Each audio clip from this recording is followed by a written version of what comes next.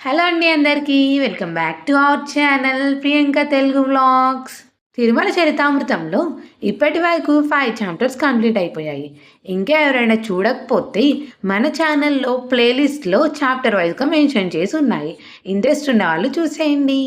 అలాగే చూసి వెళ్ళిపోకుండా కొంచెం మన ఛానల్ని సబ్స్క్రైబ్ చేసుకోండి.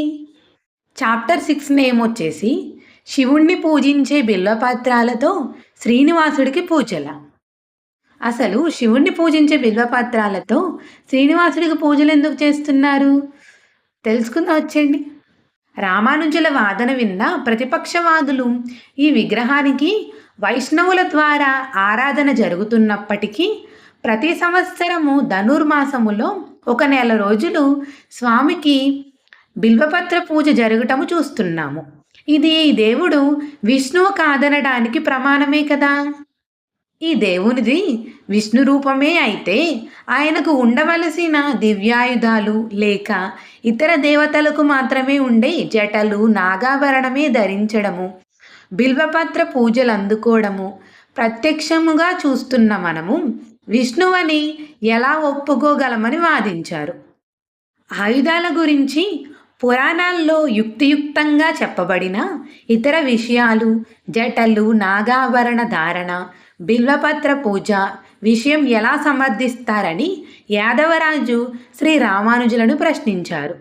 దానికి శ్రీ రామానుజులు సమాధానంగా బిల్వపత్ర పూజ ఇతర దేవతలకే కానీ శ్రీ మహావిష్ణువుకు కాదనటానికి ప్రమాణాలు లేవు. పైగా బిల్వము లక్ష్మీదేవికి చాలా ఇష్టము. పైగా ధనుర్మాస పూజ గురించి హారి స్మృతిలో శుక్రవారం రాత్రి ఒడిలో ఎడమ భాగమున లక్ష్మీదేవితో ఉన్న శ్రీ లక్ష్మీ నారాయణునకు తునగని బిల్వపత్రాలతోనూ తులసీ దళాలతోనూ శ్రీ సూక్త పురుష సూక్తముతో పూజించాలి. గోపాల రూపములో ఉన్న కృష్ణుని గన్నేరు, కాంచన పుష్పాలు, బిల్వములతో శ్రీమతే వెంకటేశాయ నమః అని పురుషోత్తముని పూజించాలని స్పష్టంగా ఉంది.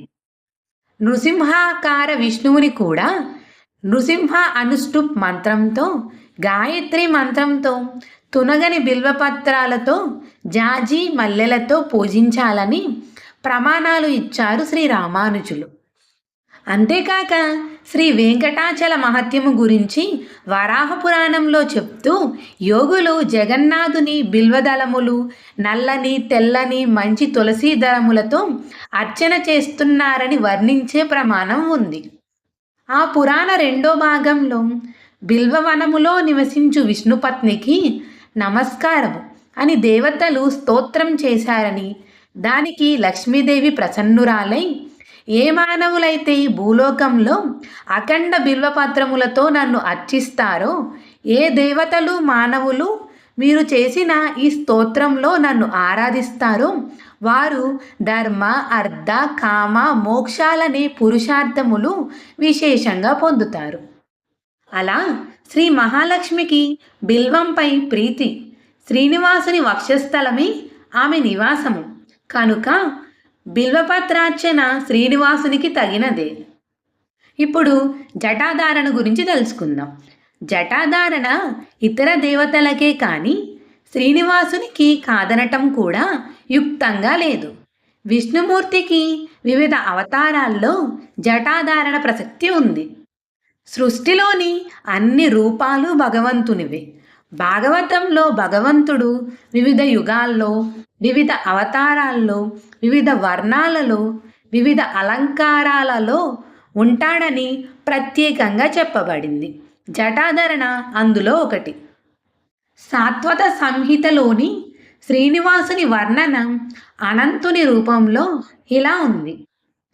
సద్గురు సంపన్నుడు, 4 ముఖములు, 4 భుజములు, నిడుపైన గెడ్డము, జడలు, దండము, కమండలము, జపమాల కలవానిని ధ్యానించవలను.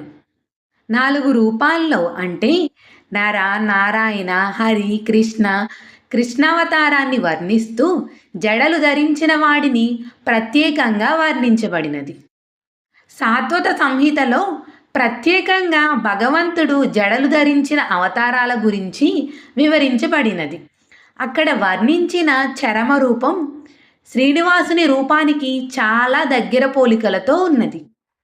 శ్రీ వరాహ పురాణంలో వేటకు వెళ్తున్న శ్రీనివాసుని వర్ణిస్తూ ఎక్కువ పొడవు లేని జడలు కలవాడని, తెల్ల తలపాగతో చుట్టబడిన జడలు కలవాడని చెప్పబడింది. అలాగే వామన పురాణంలో విష్ణువైన శ్రీనివాసుని వర్ణిస్తూ అందమైన కిరీటానికి వెనక భాగాన దీర్ఘముగా వ్రేలాడు జడలు కలవాడని వర్ణించబడింది. సుఖమహర్షికి శ్రీనివాసుని దివ్యదర్శనం ఎలా కలిగిందో పద్మపురాణం చెబుతూ విష్ణువు రూపాన్ని, ఆయుధాలను, శంఖచక్రాలను వర్ణించి బంగారు కేశముల ప్రసక్తి చేశారు. ఇలా పురాణాల్లో శ్రీ మహావిష్ణువు వర్ణన ప్రత్యేకంగా వెంకటాచలంపై విరాజమానుడైన శ్రీనివాసునికి ఇతర విష్ణు చిహ్నాలతో పాటు జడల ప్రస్తావన పలుమార్లు చేయబడటం వలన శ్రీ మహావిష్ణువుకు జడలుంటాయా అన్న ప్రశ్నకు తావులేదు. జడలు విష్ణుధర్మమే అని రామానుజులు వాదించి యాదవరాజు సందేహాన్ని తీర్చారు. ఇక్కడితో 6th చాప్టర్ కంప్లీట్ అయిపోయిందండి. నెక్స్ట్ వీడియోలో 7th చాప్టర్ స్టార్ట్ చేద్దాం. ఈ వీడియో కనుక మీకు నచ్చినట్లయితే వీడియోకి ఒక చిన్న లైక్ ఇచ్చి అలాగే కామెంట్ చేసి మన ఛానల్ని సబ్స్క్రైబ్ చేసుకోవడం మర్చిపోకండి. Thank you for watching. Please subscribe to our channel.